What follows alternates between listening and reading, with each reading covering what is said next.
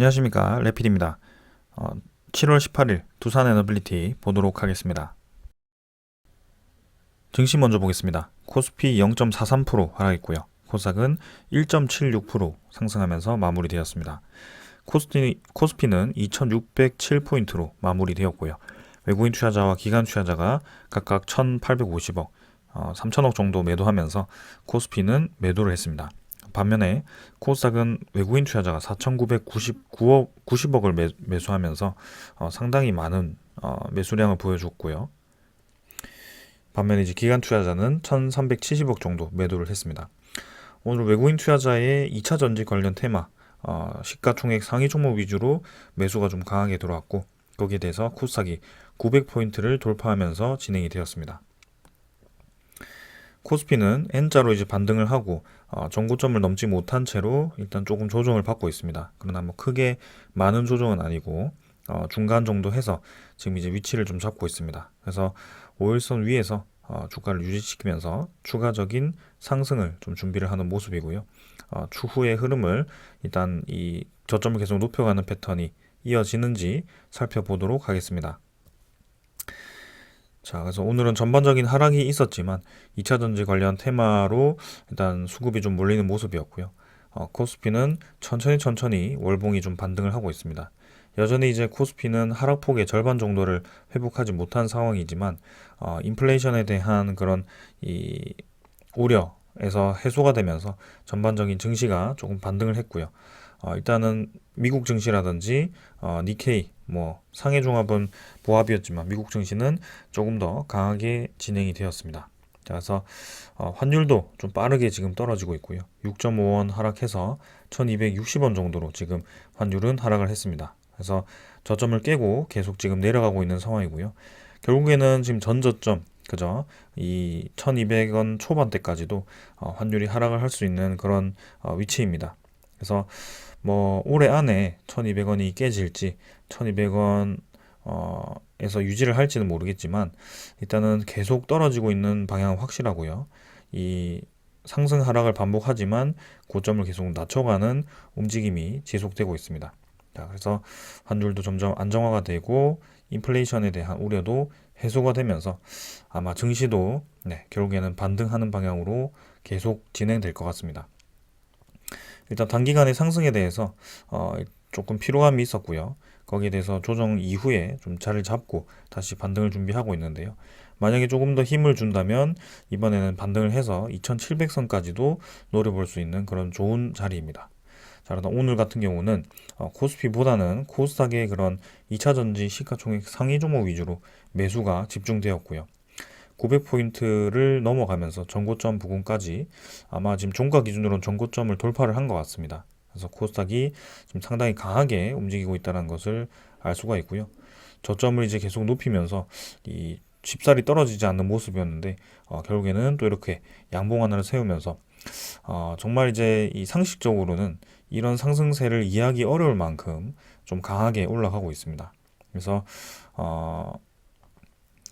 일반적인 투자자 입장에서는 이해할 수 없는 그런 상승이고요. 사실 2차 전지라는 그런 테마가 상당히 이제 급성장을 하긴 했지만 거기에 대해서 이 관련 테마들이 10배 이상의 그런 상승세가 나오면서 좀 이제 과도하게 올라가고 있다라는 생각이 들었는데요. 거기에 대해서 또 추가적으로 이렇게 올라가다 보니까 일단은 끝없이 상승을 하고 있습니다. 그래서 상승 장악형으로 계속 이제 저점을 높이면서 올라가고 있고요. 코스닥이 빠르게 이제 전고점을 탈환을 할지 그런 것들에 대해서도 주목을 해보겠습니다. 자, 코스닥은 지금 외국인 투자자가 집중적으로 매수해주고 있고요. 옵션 만기 이후부터 해서 지금 이제 빠르게 코스닥으로 좀 유입이 되고 있습니다. 코스피 같은 경우는 지금 이제 옵션 만기 이후부터 해서 외국인 투자자가 좀 이탈을 하고 있고요. 마찬가지 기관 투자자도 좀 이탈을 하고 있습니다. 그래서 일단은 양 지수가 조금 반대로 지금 진행이 되고 있는데 코스피도 뭐 크게 하락하지 않았기 때문에 장 후반에 또 이제 반등을 할 수 있을지 보겠습니다. 자, 환율을 이제 아까 살펴보았고요. 넘어가도록 하겠습니다. 자, 미국 지수 선물이고요. 오늘은 거의 부합 수준입니다. 그러나 어제도 이제 부합 수준에서 지금 이제 장이 시작되니까 계속 이제 밀어붙이면서 진행이 되고 있고요. 아무래도 지금 최근에는 실적 발표의 그런 시기이기 때문에 2분기 실적에 대해서 좀 이제 급등락을 하는 종목들이 좀 있을 것 같습니다. 거기에 대해서 이제 지수가 좀 움직일 가능성이 있고요. 일단은 7월 말, 8월 중순까지는 계속해서 2분기 실적 발표가 이어질 것으로 보여집니다. 유럽 증시도 마찬가지 부합 수준이고요. 오늘은 크게 변화 없이 진행이 좀 되고 있네요. 그 다음은 원자재 가격이고요. 국제유가는 74.6달러, 크게 변화 없이 진행 중이고, 천연가스도 2.5달러 중반에서 2.6달러 이렇게 왔다 갔다 하면서 진행되고 있습니다. 크게 지금 둘 다 크게 변화 없는 상황이기 때문에 넘어가도록 하겠습니다. 국제금리는 환율 따라서 계속 떨어지고 있고요. 3.75%, 어제와 유사해 보이긴 하지만 조금씩 이 지표가 밀리고 있습니다. 자, 그래서 4% 이상 치고 나갔다가 다시 서서히 떨어지고 있는 상황이고, 이 추세라고 한다면 지금 이제 다시 전저점까지 내려갈 수 있는 자리이기 때문에 일단 이 국채금리도 좀 지켜보도록 하겠습니다. 그래서 이제는 안전자산보다 위험자산에 대한 이 베팅 확률이 높아지고 있습니다. 시장 전체에 대해서 지금 이제 인플레이션 지표가 예상치보다 지금 빠르게 잡혀가고 있기 때문에 이번 FOMC에서 금리를 0.25% 추가로 상승을 시킬지 모르겠지만 이제는 거의 마무리가 되었다라는 인식이 강합니다. 그래서 오히려 미국 이 금리보다도 다른 그런 나라들의 금리가 서서히 이제 떨어지기 시작할 수 있기 때문에 거기에 대해서도 우리가 좀 주목을 해야 될 것 같습니다. 그래서 이 정도로 좀 말씀을 드리고요. 일단 고금리가 계속 유지가 되었을 때 좀 나타날 수 있는 부작용들이 일단 차분히 넘어가면서 이번 시즌은 잘 지나가고 있습니다. 네, 그래서 하반기에는 사실 그런 우려들이 다시 부각이 될지 모르겠지만 일단은 금리가 이제 서서히 상승이 마무리되는 시점이 계속 다가오고 있기 때문에 우리는 조급할 필요가 없을 것 같습니다. 자, 이 정도로 이제 증시 살펴보았고요. 종목으로 넘어가도록 하겠습니다. 두산 에너빌리티 보겠습니다. 250원 하락해서 1.4% 정도 하락했고요. 17,350원으로 마무리되었습니다. 자, 오늘도 코스피와 유사한 움직임을 보였고요. 네, 장 초반부터 주가를 밀어버리고 또 250원 정도 1% 수준으로 하락을 시켰습니다. 시간의 거래는 거의 없었고요. 10원 정도 올랐기 때문에 크게 보지 않고 넘어가겠습니다. 거래량은 오늘도 작았습니다. 470만 주 정도로 전날보다 30만 주 정도 감소했고요. 3일 연속 이제 하락을 시키면서 또 이제 고점에서부터 좀 빠르게 또 주가를 이탈시키고 있습니다. 그래서 이전에 이 음봉 하나를 크게 주고 야금야금 이제 떨어뜨리는 그런 움직임이 또 한번 재현이 되고 있는 상황이고요. 계속해서 똑같은 패턴, 똑같은 수급이 하락을 유도하고 있습니다. 신한증권이라든지 이 11만 주는 JP모건이었습니다. 그래서 장 초반에 나타나서 계속 이제 주가를 오전에 눌리고 유지를 시키고 또 상승시킬 때는 반대로 오전에 상승을 시킵니다. 그래서 그 과정이 지금 몇 달째 이어지고 있는 상황이고, 사실 두산 에너빌리티만 그렇다고 한다면 제가 조금 이제 두산 에너빌리티를 깊게 파고들어서 분석을 하겠지만, 그 관련 테마들이 다 같이 움직이고, 사실 이 원자력 테마 이외에도 이번에 이제 방산 테마라든지 아니면 건설, 현대건설, 대우건설 테마도 동일한 움직임을 보이고 있습니다. 자, 그래서 이번에 폴란드 정상회담 관련 테마들, 우크라이나 관련 테마들이 단기간에 이제 그런 이슈를 띄우고 올렸다가 쭉 이제 눌러버리는 그런 움직임이 좀 나오고 있는데요. 거기에 특히 JP모건 외국인 투자자가 깊게 좀 관여해서 주가를 눌리고 있다, 이렇게 좀 보여집니다. 그래서 일시적인 매도라고 볼 수도 있겠지만 조금 이제 기분 나쁜 것은 신한증권의 매도와 JP모건, 그다음에 모건서울이 다시 등장하기 시작했다는 것이고요. 이 추세가 또 계속 이어질지는 한번 살펴볼 필요가 있겠습니다. 자, 그래서 다시 한번 지금 61선까지 주가를 하락시킨 상황이고요. 61선과 양운선 구름을 받치고 있는 상황입니다. 17,400원은 또 한번 이탈을 한 상황이고요. 지금 이제 종가 기준으로는 이 하단보다 조금 더 하락을 한 상황입니다. 그래서 내일 어떻게 될지 모르겠지만 또 한번 이제 음봉을 띄우면서 이 양구름 아래로 떨어진다면 조금 이제 모양새가 좋지 않게 되긴 합니다. 네, 그러나 사실상 지금은 두산 에너빌리티의 움직임을 보았을 때는 한 달 내내 상승시켰다가 올렸다가 내렸다가를 반복하고 있기 때문에 이번에도 좀 그런 패턴이 나온다면 추가적인 하락 이후에 지금 이제 7월 말이라든지 8월 옵션 만기쯤 해서 다시 한번 상승을 시킬 가능성도 있습니다. 그 관련해서는 JP모간, 모건서울, 신한증권이 계속해서 연관이 되어 있을 것 같고요. 특정 기간을 시작으로 해서 매도를 시작하고 특정 기간을 시작해서 매수를 시작하는 이런 조금 눈살이 찌푸려지는 패턴이 계속 이어지고 있습니다. 자, 일단은 우리가 여기에 너무 집중할 필요는 없을 것 같고요. 서서히 저점을 계속 높여왔던 것은 사실입니다. 그래서 121선의 이 평균 가격을 보게 되면 서서히 올라가고 있고 241선 장기 이평선도 지금 이제 옆으로 횡보하기 시작했기 때문에 장기 이평선을 돌파했다는 것은 상당히 의미가 있거든요. 그래서 일단은 이 음운구름 양호구름을 한번 이탈을 하더라도 장기 이평선들을 받치면서 다시 한번 올라가주면 크게 나쁘지는 않을 것 같습니다. 더 좋은 것은 이제 내일 양봉을 띄우면서 이 정도 라인을 다시 받치면서 쌍바닥 형태로 반등을 해주는 것이 좋겠는데요. 일단은 내일 또 JP모간, 모건서울, 이 신한증권이 나타날지 한번 살펴보도록 하겠습니다. 자, 그래서 지금은 이 이전 저점 찍고 급등한 이후에는 계속 이 17,000원과 19,000원 사이를 주가를 위아래로 흔들어 놓으면서 진행을 시키고 있고요. 조금 다시 올라가기 위한 준비가 필요해 보입니다. 그래서 거래량도 우리가 원하는 만큼 나오지 않았고 수급도 최근에는 이제 외국인 투자자라든지 뭐 그런 기관 투자자 중에서도 사모펀드 쪽에서 매도가 나오고 있기 때문에 일단 그 단기 물량을 다 소화했을 때 어떤 움직임이 나오는지 살펴보겠습니다. 자, 투자 수급을 보게 되면 기관 투자자가 17만 주 매도했고요. 외국인 투자자 54만 주 매도하면서 오늘도 양매도 진행되었습니다. 자, 금융투자 3만 주, 보험 19,000주, 투신이 47,000주 매도하면서 3일 정도 연속으로 매도가 나왔고요.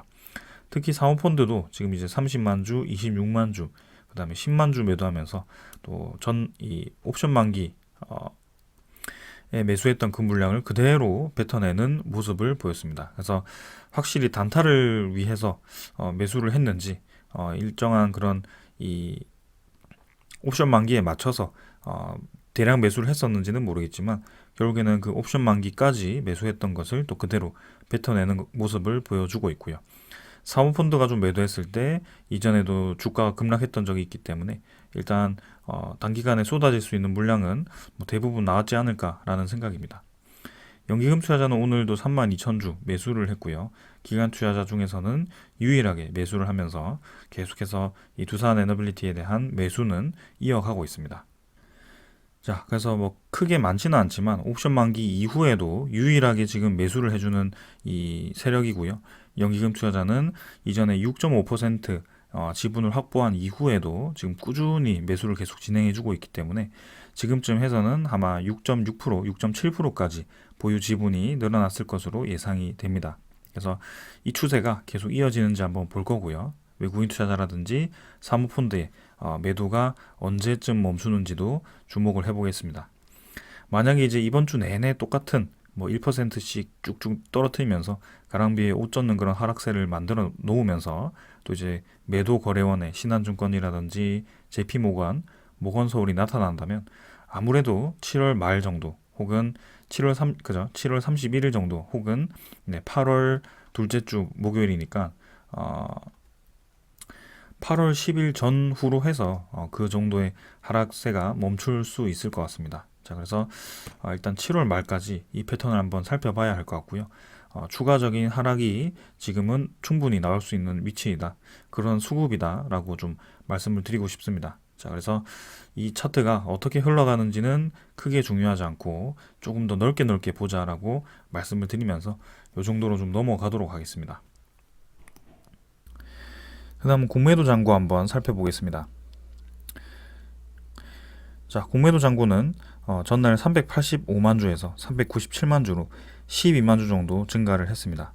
자, 그러나 7월 14일에 공매도 1거래가 100만 주 정도 거래가 되었고요. 특히 아까도 보셨듯이 외국인 투자자가 300만 주 이상 대량 매도를 했던 그 날이었습니다. 그래서 모간서울이라든지 신한증권 창구로 좀 매도가 쏟아졌었는데요. 그 매도 물량에도 불구하고 공매도가 생각보다 많이 늘어나지는 않았습니다. 그래서 이 공매도 비율도 많았고 외국인 투자자의 대량 매도가 나왔음에도 불구하고 일단 공매도 잔고가 늘지는 않았습니다. 자, 그러나 아직까지는 이 공매도 잔고가 여기서 더 늘어나지 않는다라고 판단하기에는 지금 최근에 계속 신한증권 공매도, 신한증권, JP모간, 모건서울이 이렇게 돌아가면서 매도를 하고 있기 때문에 일단 조금 더 살펴보아야 될 것 같습니다. 오늘 같은 경우도 37만 주 정도 공매도 거래가 있었고요. 전체 거래량 대비해서는 8%, 9% 수준의 거래가 있었습니다. 그래서 평소보다 지금 공매도 거래가 확실히 많이 이루어지고 있다는 것은 사실입니다. 그래서 이후에 이 공매도 잔고와 이 외국인 투자자에 대한 수급과 그 다음에 주가에 대한 관계를 업데이트가 되면 다시 한번 말씀을 드리겠습니다. 그러나 일단은 이번에 이 대량 매도가 나왔던 그 날에는 예외적으로 조금 이제 공매도가 크게 많이 늘어나지는 않았습니다. 자, 대차장고도 한번 살펴보겠습니다. 자, 대차장고는 아직까지는 지금 업데이트가 되지 않았는데요.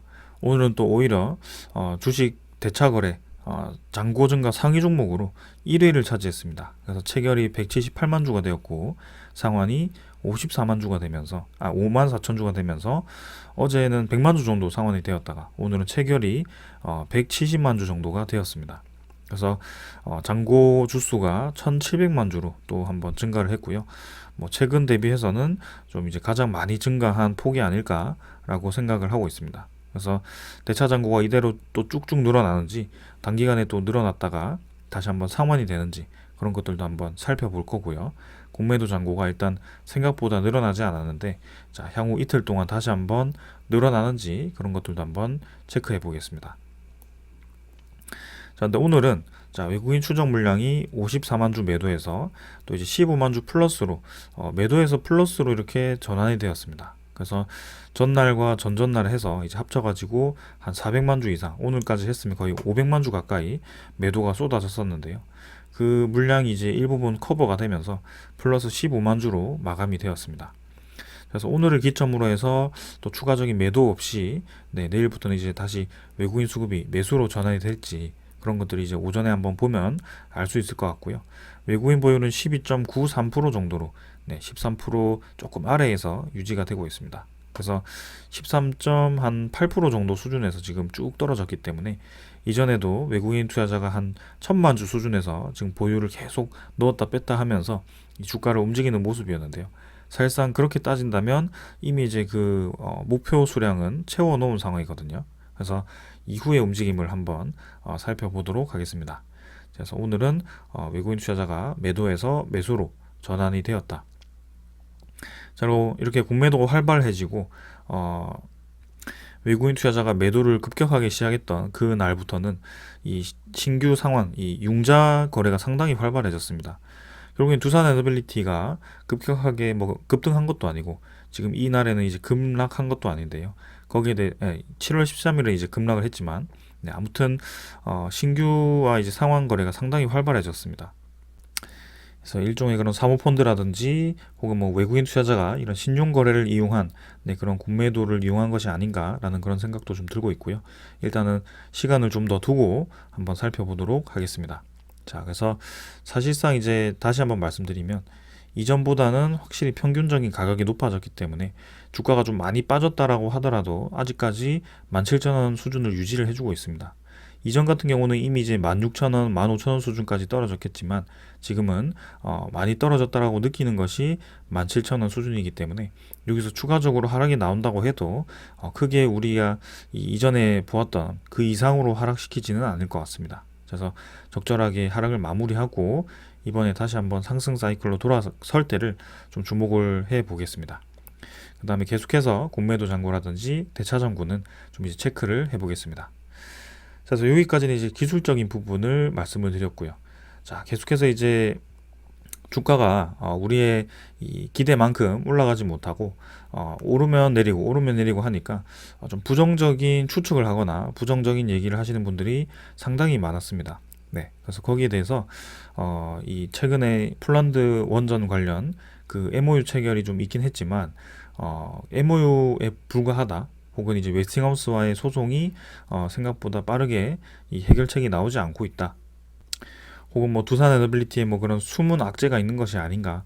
이렇게 이제 갖가지의 그런 추측을 하는 분들이 계십니다. 그래서 거기에 대해서 일단은 말씀드릴 수 있는 것은 두산 에너빌리티와 웨스팅하우스 건은 제가 이제 며칠 전 영상에서도 말씀드렸듯이 이미 이제 이 기업 간, 그죠?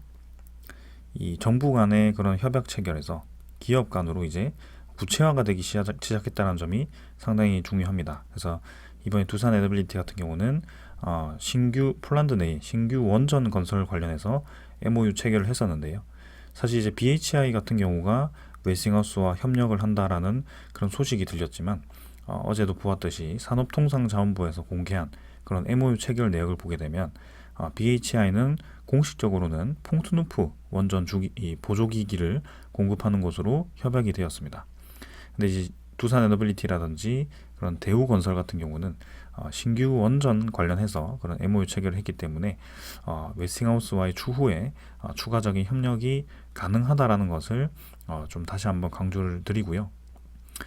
그 조금 이 부분에 대해서 이해가 되지 않으신다면 제가 이전에 찍었던 그런 영상들을 웨스팅하우스 관련 그런 정리한 부분들을 살펴보시면 충분히 이해가 되실 겁니다. 그래서 웨스팅하우스는 이미 오랫동안 그런 이제 미국의 탈원전, 그죠? 원전을 추가적으로 건설하지 않는 그런 기류 때문에 오래전에 이미 그런 시공 능력을 상실을 했습니다. 그래서 시공 능력이 없는 상황에서 이 34년 만에 2010년대에 이제 추가적인 원전 건설을 시작을 했고요. 거기에 두산 에너빌리티가 포함이 되게 됩니다. 그래서 주기기는 두산 쪽에서 공급을 하게 되고요. 네, AP1000 모델을 유일하게 우리나라에서 생산할 수 있기 때문에 두산 에너빌리티는 추후에 웨스팅하우스가 추진하는 이 해외 프로젝트에 충분히 포함이 될 수 있습니다. 왜냐하면 이때까지 많이 납품을 했고요. 거기에 대해서 문제없이 이 원자로가 잘 돌아가고 있기 때문에 두산 에너빌리티를 배제할 이유는 전혀 없습니다. AP1000 모델에 대해서 이미 이제 유럽에 대한 그런 표준 설계 인증을 받았기 때문에 두산 에너빌리티는 충분히 지금 이제 이 웨스팅하우스와의 협력이 가능한 상황입니다. 자, 거기에 이어서 이제 우리나라 공식적으로 좀 웨스팅하우스와의 그런 한수원, 뭐 한전 간의 그런 소송이 해결이 되면 좋겠는데요. 거기에 대해서는 분명히 어떤 내용이 오가고 있지 않을까라는 생각이고요. 조금 더 이제 시간을 두고 기다려 보는 것이 좋을 것 같습니다. 그런 이 협의에 관련해서 그게 뭐 이렇게 하자 이렇게 얘기만 한다라고 해서 하루 만에 두 달 만에 그렇게 뚝딱 끝나는 것이 아니기 때문에 아직까지 우리가 그 수주를 공식화하기 위해서는 조금 더 시간이 있기 때문에 충분히 그 전까지 해결을 하려고 노력하지 않을까라는 생각을 합니다. 그래서 최악의 상황에 가서도 이제 두산 에너빌리티는 이 협력이 가능하다라는 것을 강조를 드리면서 일단 그 부분에 대해서는 넘어가겠습니다. 자, 그 다음에 이제 숨은 악재가 있지 않을까 뭐 그런 추정이 가능한데요. 숨은 악재라고 한다면 뭐 두산 에너빌리티 입장에서 뭐 유상증자라든지 혹은 뭐 두산 입장에서 추가적인 두산 에너빌리티의 지분 블록딜이라든지 뭐 그런 것들이 검토가 될 수는 있겠지만 이전에도 보였듯이 이미 두산 에너빌리티는 유동 현금 자금이 1조 이상이 추정이 되고 있습니다. 그래서 거기에 대해서 지금 이제 이 유로 본드 3,800억을 발행을 했고요. 두산 바켓에 대한 지분 블록딜을 하면서 3천억 가까이를 확보를 했고요. 그 다음에 이 수주 프로젝트에 대해서 손수금이 또 들어오면서 기존의 현금과 합쳐서 이제 1조 한 6천억 정도 그렇게 유동 자금이 생긴 상황입니다. 그래서 거기에 대해서 지금 이제 신규 투자 명목으로 그렇게 돈을 많이 확보를 해놓은 상황인데 그 신규 투자에 대해서 이제 구체적으로 어떻게 할지는 아직 공식적으로 나오진 않았습니다. 그러나 그 분야는 SMR, 그 다음에 해상풍력, 그 블레이드 쪽, 그 다음에 이 폐배터리 리사이클링, 그렇게 세 가지로 이렇게 공식화가 되어 있고요. 그 나머지에 대해서는 이제 금액이 어떻게 쓰이는지는 일단은 조금 더 기다려 봐야 할 것 같습니다. 그래서 이전처럼 부채 막기에 급급해서 유상증자를 하거나 그런 일은 전혀 없을 것 같고요. 지금 이제 이 유상증자 이외에도 두산 에너빌리티 입장에서 현금을 확보할 수 있는 카드가 많기 때문에 이제는 하다못해 이제 신주인수권 부사채도 다시 발행을 할 수도 있는 그런 상황이기 때문에 대뜸 다시 유상증자를 구주주 유상증자를 실시하기는 쉽지 않을 거라고 생각합니다. 거기에는 이제 대주주 지분도 한 번 더 이제 유상증자를 실행했을 때는 30% 이하로 떨어질 수 있고요. 신주인수권 부사채도 마찬가지입니다. 그렇기 때문에 이제는 무리하게 그렇게 다시 한번 유상증자를 한다라기보다는 추가적인 뭐 두산 바켓에 대한 지분을 조금 이제 매각을 한다라든지 혹은 두산 에너빌리티 자체에서 또 회사채 발행을 올해 실시할 수 있거든요. 그래서 지금 이미 두산은 그런 공모채 시장에 뛰어들어서 300억 정도 발행을 한다라고 하는데 두산 에너빌리티도 개별로 수행할 수 있기 때문에 그런 것들도 예상이 되고요. 그 다음에 뭐 그런 두산 큐백스라든지 두산 밥켓으로부터 얻는 배당 수익도 있고요. 네, 그래서 이미 현금 창출 능력이 어느 정도 되고요. 이제는 적자에서 탈출을 했기 때문에 두산 밥켓 PRS 계약도 끝났고 네, 장부상의 그런 손실이긴 했지만 그런 것들이 다 끝났기 때문에 무리하게 지금은 현금을 확보할 만한 상황이 전혀 아니다. 이렇게 말씀을 드리겠습니다. 그래서 수문악재는 사실 지금으로서는 생각하기가 쉽지 않아 보이고요. 오히려 지금 이제 확보한 그 금액을 어디에 투자할지에 대해서 우리가 추정을 해볼 수는 있겠습니다. 그래서 그 정도만 좀 이제 생각을 하시고 이 주가에 대해서 너무 민감하게 그 상상의 나래를 펼치는 것은 좋지 않은 것 같습니다. 그래서 일단은 그 정도로 좀 말씀을 드리고 넘어가겠습니다. 자, 그 다음에 이제 제가 아주 여러 가지를 이렇게 가져와 봤는데요. 오늘자의 그런 소식들과 그 다음에 두산 에너빌리티가 원자력 발전, 뭐 해상풍력, 가스터빈 이런 것들도 하지만 그 이외의 것들도 지금 잘 하고 있다라는 것을 좀 말씀드리려고 좀 이렇게 많이 가져와 봤습니다. 자, 그래서 지금 잘 하고 있는 기존 사업에 대해서 좀 말씀을 드리면 며칠 전에도 이제 저번 달이었나요? 말씀을 드렸었는데요. 폴란드 패전 에너지아 플랜트가 최대 15곳을 더 지어야 한다라는 그런 이 수요 예측이 좀 있었습니다. 그래서 두산 에너빌리티가 이미 폴란드라든지 독일이라든지 그런 쪽에 패전 에너지아 플랜트를 이제 많이 건설을 하고 있기 때문에 추후에 또 이제 발주나는 그 프로젝트에 대해서 수혜를 받을 수 있다라는 그런 소식이었는데요. 실제로 이제 작년 말에 3천억 가까이의 그런 폴란드 패전 에너지아 플랜트가 발주 임박을 했다라는 소식이 있었습니다. 그래서 이 플랜트가 실제로 이제 발주가 되었는지는 아직까지 알 수는 없습니다. 제가 이제 자세히 지금 찾아보지는 못했는데요. 두산 에너빌리티가 수주가 유력하다라고 소식이 나왔었기 때문에 이 관련한 소식이 추가적으로 또 들려오는지 한번 주목을 해보겠습니다. 그래서 규모는 3천억 수준이고요. 지금 이제 프랑스 업체와 이렇게 협력을 해서 이제 진행을 할 것으로 좀 보여지고요. 지금 이제 폴란드뿐만이 아니고 독일이라든지 영국 쪽에서도 계속해서 이 패전 에너지아 플랜트에 대해서 좀 이제 관심을 가지고 좀 확대하는 그런 추세입니다. 그래서 뭐 조 단위의 그런 수준은 아니지만 매년 꾸준히 지금 이제 이 몇천억의 수천억의 그런 매출을 낼 수 있는 그런 사업이기 때문에 우리가 충분히 주목할 만하고요. 그다음에 이 사업도 계속 성장을 하고 있기 때문에 친환경 사업이기 때문에 또 주목을 해볼 만합니다. 자, 그다음 이제 기존에 대한 그런 이제 에너지원에 대해서 계획을 좀 세워야겠죠. 우리나라도. 그래서 11차 정기본 그죠? 조기 수립을 한다라고 이전에도 좀 얘기가 나왔었는데요. 이제 거기에 대해서 이 7월 말부터 11차 정기 전력 수급 기본 계획 수립에 착수를 하기로 이제 합의를 했다라고 합니다. 그래서 올해 7월부터 해서 바짝 이제 그 계획을 세워서 내년 7월 정도면 네, 이 구체적인 계획이 나타날 것으로 좀 보여지고요. 아마 그 중간중간에도 얼마나 이제 이 에너지원이 또 이제 비중을 차지하고 네, 원자력 에너지에 대한 지금 추가 건설 그런 것들도 좀 기대를 하고 있는 상황이기 때문에 그런 것들을 한번 주시해 볼 만합니다. 자, 그래서 이 목표에 대해서 11차 전기분에 대한 목표는 재생에너지, 수소 등 무탄소 전원을 보급을 계속 하면서도 신규 원전 도입으로 비효율적인 전원 믹스를 구성하는 합리적인 전력 공급 능력 확충 방안을 구체적으로 검토한다라고 되어 있습니다. 그래서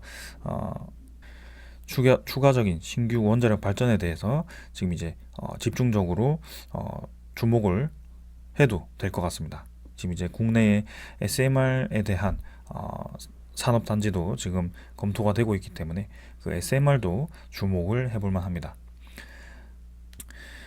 자, 그래서 최근에는 뭐 이제 원자력 에너지가 핵 폐기물 때문에 계속해서 이슈가 되고 있는 상황에서 신재생 에너지는 그럼 좋은 거 아닌가? 신재생 에너지는 폐기물 발생도 하지 않고 값싸게 에너지를 생산할 수 있는 거 아닌가? 이렇게 이제 생각하시는 분들이 있을 것 같은데요. 거기에 대해서 간단하게 좀 말씀을 드리면 원자력 에너지는 일단 여기가 에너지라고 하겠습니다. 그 다음에 여기가 시간이고요. 그래서 24시간 동안 거의 비슷한 에너지를 계속 생산해낼 수 있습니다. 근데 태양광 에너지는 빨간색으로 좀 표현을 해보겠습니다. 태양광 에너지는 새벽에는 크게 없다가 이제 해가 뜨기 시작하면서 해가 떴을 때 출력이 확 올라가게 되고요. 그렇게 이제 좀 유지를 하다가 이제 해가 지기 시작하면 다시 한번 출력이 떨어지면서 이렇게 또 새벽 동안에는 밤 동안에는 출력이 거의 없습니다. 근데 이렇게 이제 편차가 굉장히 큰 것을 알 수가 있고요. 그것도 이제 시간별로도 있겠지만 계절별로도 있습니다. 그래서 계절별, 시간별 그런 영향을 좀 많이 받기 때문에 그런 편차가 상당히 큰 에너지원이다라고 좀 이해를 하셔도 될 것 같습니다. 자, 그래서 이 편차가 크기 때문에 사실상 이제 뭐 크게 많지 않은 수준에서는 이렇게 편차가 뭐 크게 영향을 주지 않겠지만 이 보급량이 늘어날수록 태양광의 보급량이 늘어날수록 이 에너지원에 대한 편차는 상당히 클 수밖에 없습니다. 이렇게 그죠? 계속 이런 식으로 될 수밖에 없습니다. 그래서 이 피크점과 이 밑에 점이 상당히 이제 차이가 크기 때문에 그 전력 출력에 있어서 상당히 이제 영향을 많이 받을 수밖에 없고요. 전력 이상의 그런 출력이 만들어졌을 때는 이제 블랙아웃이 나타날 수 있는 그런 위험한 상황이 만들어질 수 있습니다. 그래서 일반적인 사람들 입장에서는 뭐 잠깐 전기가 끊기는 거, 뭐 우리 차단기 다시 올리면 되고 뭐 그렇게 생각을 하시겠지만 이게 이제 산업단지, 그죠? 중요한 산업단지라든지 혹은 이제 그런 반도체 단지라든지, 그죠? 반도체라든지 그런 이제 전기 공급이 끊겼을 때, 설비가 이제 떨어졌을 때, 그죠? 전기가 떨어졌을 때 치명적인 타격을 받을 수 있는 산업 단지에는 저런 상황이 생겨서는 안 됩니다. 그래서 계속해서 이제 안정적인 에너지원을 공급할 수 있는 그런 이 에너지원이 필요한데요. 그거를 지금은 우리는 LNG라든지 그런 석탄 발전을 사용을 하고 있습니다. 근데 그 LNG라든지 석탄은 탈석탄 정책으로 빠지게 되고요. LNG 같은 경우도 너무 이제 비중을 늘리게 되면은 지금 이제 러시아의 그런 천연가스 보급 이 차단으로 인해서 다시 한번 또 이제 에너지 가격이 치솟을 수도 있고요. 그런 원자재에 대한 이 출렁이는 가격을 우리가 이미 경험을 했기 때문에 이 LNG에 대한 비중도 계속 높일 수는 없는 상황입니다. 그렇기 때문에 그 이외에 지금 이제 수소라든지 그런 꾸준히 전력을 생산할 수 있는 에너지원이 검토가 되고 있지만 아직까지는 이 수소가 제 역할을 못 해주고 있기 때문에 지금 다시 한번 원자력 에너지가 검토가 되고 있는데요.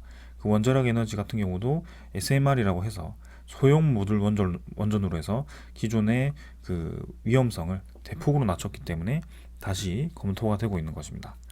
자, 그래서 재생에너지 같은 경우도 사실 이 아까 그린 이런 출력, 그죠? 불안정한 출력을 막기 위해서 보완하기 위해서 나온 것이 ESS라는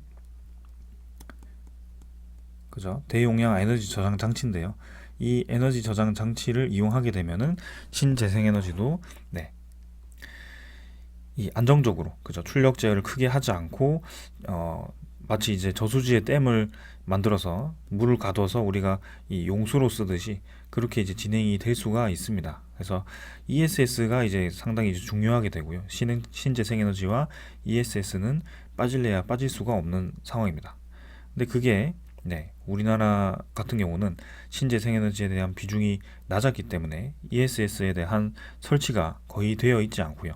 그게 이제 이 신재생 에너지에 대한 이 수요를 다 감당하기 위해서는 2036년까지 45조 원에 대한 ESS 투자가 필요하다라고 합니다. 자, 그래서 값싸게 뭐 신재생에너지, 해상풍력이라든지 태양광을 이제 이렇게 만들더라도 사실상 추가적인 이 ESS라는 에너지 저장 장치가 필요하게 되는데요. ESS는 그런 배터리 2차 전지가 들어가게 되고 그 2차 전지를 통해서 이 ESS를 건설하기 위한 건설 비용이 필요하게 되고요. 그런 여러 가지 비용들이 발생을 하게 됩니다. 그래서 이 45조라고 하면 사실 우리나라 1400메가와트급 원전 건설하는데 5조 원이 들기 때문에 원전 9기에 대한 신규 원전 9기에 대한 비용이 들어가는 것이고요.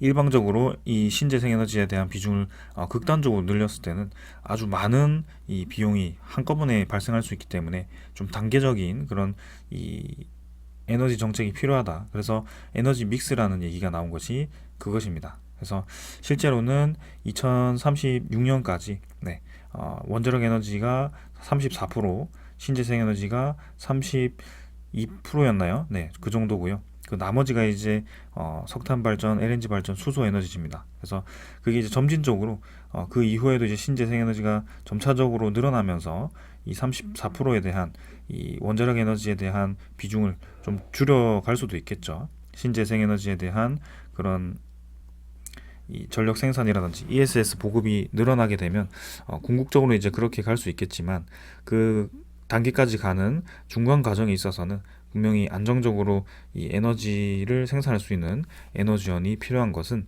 사실입니다. 그래서 그 ESS를 사실 이 두산 에너빌리티도 건설이 가능하고요. 두산 그리드텍이라고 해서 미국에 있는 기업 하나를 인수를 했었습니다. 그래서 2016년에 인수를 해서 이 미국과 호주 시장을 겨냥해서 이렇게 ESS 사업을 수주를 했고요.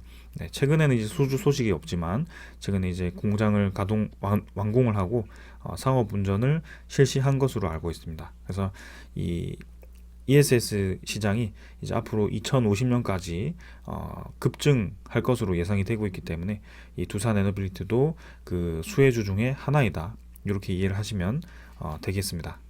자, 그래서 패전 에너지화 플랜트, ESS, 그 다음에 말씀드리지 않았지만 이전에 말씀 많이 드렸지만 중동의 사우디 혹은 뭐 UAE라든지 그 중동 쪽에 이 해수 담수화 플랜트, 그 다음에 중앙아시아 이런 쪽에서 해서 북한 화력 발전 뭐 이런 이 크나큰 이 프로젝트들이 지금 우리는 원전 테마 하나에 주목을 하고 있지만 기존 사업들이 계속 이제 확장이 되고 있는 것은 알고 계셔야 할 것 같습니다. 그래서 그렇게 투자를 좀 하시면 좋을 것 같고요. 그 이외에도 해상풍력이라든지 뭐 그런 이 대형 원전 확대라든지 소형 모듈 원전이라든지 이런 수소 사업이라든지 이런 것들이 같이 확장을 하고 있기 때문에 우리가 길게 보고 투자를 할 수가 있는 것입니다. 자, 그래서 조금 더 템포를 길게 가져가면서 천천히 좀 지켜보면 좋을 것 같고요. 마지막 소식으로 자, 두산 에너빌리티의 폐배터리 리사이클링 소식을 추가적으로 좀 말씀을 드리겠습니다. 자, 까먹었을 수도 있으니까 다시 한번 말씀을 드리면, 자, 2022년 11월에 사실 두산 에너빌리티는 LNF와 폐배터리 재활용 관련해서 파트너십을 체결했습니다. 일찌감치 양극재 대표적인 양극재 생산 기업과 이렇게 협약을 체결하면서 탄산 리튬을 생산하는 그런 기술을 개발했고 거기에 대해서 실증을 준비할 것으로 또 기대가 되고요. 내용을 보면 LNF가 양극재 생산 과정에서 발생되는 폐 파우더를 두산 에너빌리티에 보낸 뒤에 두산 에너빌리티가 자체 개발한 공법을 이용해서 탄산 리튬을 추출하는 그런 계약을 체결을 했었습니다. 이 이후에 어떻게 진행되고 있는지는 언론에 오픈이 되진 않았지만 최근에 이제 LG 에너지 솔루션과 또 이제 그런 협약을 준비하고 있다라고 하니 또 관련 소식이 추가적으로 들려올 것 같습니다. 그래서 작년 그 11월쯤 해서 두산 에너빌리티가 사실 전기차 폐배터리 사업 본격화해서 이렇게 기사가 하나 나왔었습니다. 그래서 이 그림을 보시면 폐배터리 리사이클링 열 처리하기 전이고요. 열 처리해서 이제 탄산 리튬을 회수를 한 그런 기술이었습니다. 그래서 두산 에너빌리티가 연간 1,500톤 규모의 사용 후 폐배터리를 처리할 수 있는 그런 설비 실증을 추진을 하고 전기차 폐배터리 사업을 가속화를 하고 있다. 그래서 이번에 폐배터리 리사이클링에 그런 그린본드를 통한 3,800억 자금으로 일부분 이제 투자를 한다라고 하니 그 실증 이 설비에 아마 투자를 해서 라인을 이제 꾸리지 않을까라는 생각입니다. 그래서 이제 그 라인을 발주하고 꾸리고 하면 사실 좀 시간이 많이 걸리긴 하겠지만 단기간에 이제 폐배터리 리사이클링을 완전히 상업화해서 나올 것 같지는 않지만 그래도 내년 정도 해서는 본격적인 그런 이 리사이클링 시장에 뛰어들 수 있지 않을까, 네, 이런 생각이고요. 조만간 그런 LG 에너지 솔루션과의 그런 협약 소식도 좀 들려오지 않을까라는 그런 기대감도 있습니다. 자, 그래서 오늘은 이 정도로 하고 마무리를 하고요. 두산 에너빌리티 지금 사실 아무 문제 없고 기업에 대한 성장성은 계속 유지가 되고 있습니다. 다만 주가만 이제 계속 이 동일한 위치에서 횡보를 할 뿐이고요. 네, 우리가 좀 이왕 장기 투자를 한다라고 생각했으니 조금 더 시간을 두고 보면 좋을 것 같습니다. 그래서 이제 코스피도 반등을 하기 시작했고 그간 코스피가 떨어지고 장기간 이 대세 하락장에서의 그런 지나간 차트를 좀 강조를 하지 마시고 장이 이제 하락이 끝나고 본격적으로 반등하기 시작했을 때를 좀 이제 주목을 하시면 좋을 것 같습니다. 자, 오늘 여기까지 하고 마무리하겠습니다. 감사합니다.